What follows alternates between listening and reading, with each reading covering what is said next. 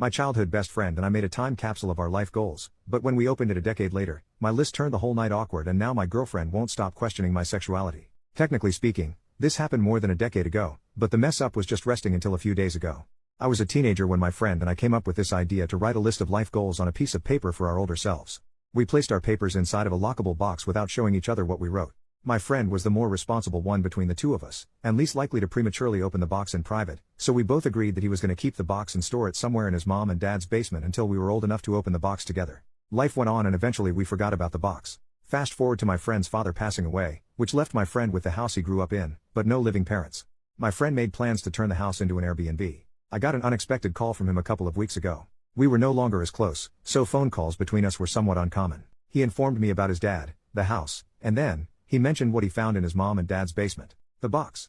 I encouraged my friend to open the box at that moment and read what we wrote while we were on the phone, but he suggested that we make it more meaningful by meeting up and reading it in person. Cut to the two of us becoming the four of us at the meeting because our girlfriends also became invested and involved. So, there we all were, at my friend's parents' house, enjoying good food and good company. When the time came to open the box, everyone was pretty excited. My friend and I totally forgot what we wrote, so all of us were going in blind. A toolbox was required to open the box because the key for the padlock was nowhere to be found. My friend gave me his list and I gave him mine. Our girlfriends wanted it that way. I was the first to read. My friend had the following things on his list. 1. Fix my teeth. 2. Make money. 3. Learn other languages. 4. Travel. 5. Learn to cook. 6. Eat healthy. 7. Lose my virginity. 8. Study. 9. Teach. 10. Continue skateboarding until I die. My friend's list was fun for everyone. However, my friend seemed hesitant to read my list. As soon as he said it might be better if I read my list in private, all of us, including me, egged him on to just read the damn thing. My friend reluctantly read the following out loud. 1.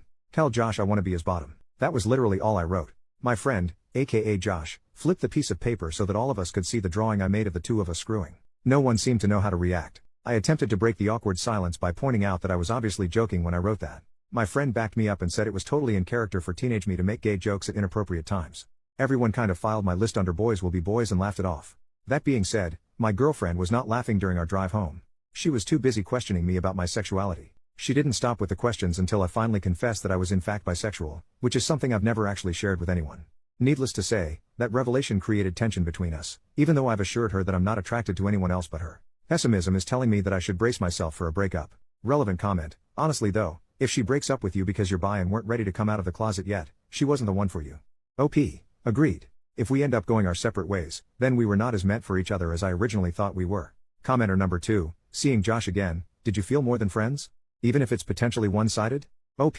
Short answer, kind of. Long answer, seeing him triggered years of memories, and each memory prompted a specific feeling, but most of what I was feeling was within the boundaries of our friendship. The suppressed memories I had of how attracted I was towards him as a teenager did creep in, and for a brief moment I did allow myself to appreciate how attractive he still was, but I didn't feel anything I would classify as blurring the lines of our friendship. First update, the next day, my girlfriend appears to be ghosting me now. Her responses to my messages have gone from one-word comments that took her forever to send, to nothing at all. My friend, on the other hand, has not stopped messaging me ever since the events in my previous post. Between my girlfriend ghosting me and my friend bombarding me with follow-up questions, I definitely feel like I messed up as a teenager when I decided to leave a note to my future self that exposed my sexuality. My friend sent me multiple messages to inform me that he's still friends with some of our former high school mates. He made me aware of that fact because he wanted me to understand why it made sense for him to share our decades-old list of life goals with other people. I had no problem with that at first because I assumed that everyone who knew me in high school would laugh at my list and add it to all the other dumb crap I've said and done as a teenager. According to my friend, our former high school buddies did in fact laugh, but they also added my gay joke or gag or whatever to their own little list of clues that apparently made them all doubt my straightness throughout high school. My friend said nothing about me ever made him question my sexuality, but he was beginning to feel like he might have missed something because it seemed like he was the only person in our circle of friends who never connected the dots. I didn't know how to respond to that, but I managed to answer every question he had for me as truthfully as possible. Yes, it was more than just a gay joke. Yes, I wanted to be more than friends. No, I didn't know our friends realized I had an inner twink. No, our friendship didn't fizzle out after high school because I had feelings for you. Yes, I'm into girls and guys. I could go on and on. My friend apologized for putting me on the spot and promised that he was going to make an effort to spend more time with me in person so that he can learn more about what makes me me. Like old times. But gayer, I guess. He also joked about hooking me up with his male friends in case my relationship comes to an end. Last few days have been an emotionally exhausting experience. I unintentionally came out twice now. So much for waiting until I'm ready. Relevant comments. OP on his girlfriend needing to check herself on this topic. She's making me feel like the bad guy for being bi. Last time I checked, I'm still the same person. OP on being forced to go into details when he wasn't ready to come out. You're right. Part of me did want to get it off my chest. I would have preferred if it was planned, but it seems the universe ran out of patience. It's totally possible that my girlfriend might be homophobic, but I'm not 100% sure about that. What I'm definitely sure of is the fact that my girlfriend is insecure. Instead of seeing me as someone who chose her out of all the girls and guys, it appears that she now chooses to see me as the person who might leave her for all the girls and guys. It's too late in the year for this crap. By the end of 2024, I want everyone who knows the truth about my sexuality to approach it the same way my former high school friends apparently did, which is to continue treating me like I'm still me. OP on deserving better after the situation with his girlfriend. I think the end of our relationship is unavoidable at this point. I want to believe that all my girlfriend needs is time to adjust and realize that she has no reason to freak the heck out like this, but my heart is telling me to pull the plug as soon as possible. Second update, 5 days later, my family now knows I'm bi. My girlfriend shared the news with her gym partner, aka my sister, who then informed our parents. I had no idea any of this was happening until I recently visited my mom and dad. What was supposed to be nothing more than the usual hey mom, hey dad, hey totally straight son, blah blah blah unexpectedly became an obvious case of there's an elephant in the room. As soon as my parents asked me how things were going with my girlfriend, I knew they knew. My mom and dad never really cared about who I dated, so for them to all of a sudden be interested in my relationship made me feel like something was up. When I asked my parents what was going on, my mom and dad looked at each other like they were telepathically trying to figure out who's going to take the lead. My mom decided to step up and do the talking, but she became emotional before she even opened her mouth. My dad took over and said my mom was still processing what my sister shared with them about my transition from only girls to not only girls. I didn't have to ask how my sister found out. I knew my sister must have heard it from my girlfriend since the two of them often worked out together. My mom, mid-tears, asked the universe or whatever if none of her children were straight. She was referring to both my brother and sister being gay. My dad reminded my mom that she promised to keep her crap together, especially since she's been through this twice with my two siblings.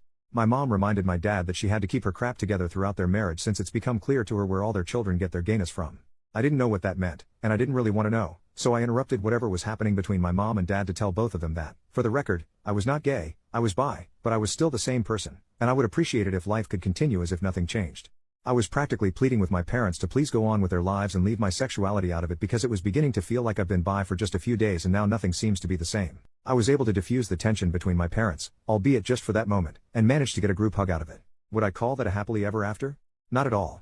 It was an okay-ish ever after. Sadly, the same cannot be said about my relationship. My girlfriend and I broke up. She said her religion left no room in her life for a boyfriend that liked other guys. I knew the breakup was inevitable, but I never expected my girlfriend to play the religion card. I've literally never seen her pray or go to church, so the fact that she was suddenly too holy for me would have been hilarious if it wasn't so heartbreaking. Good news is the damage is done.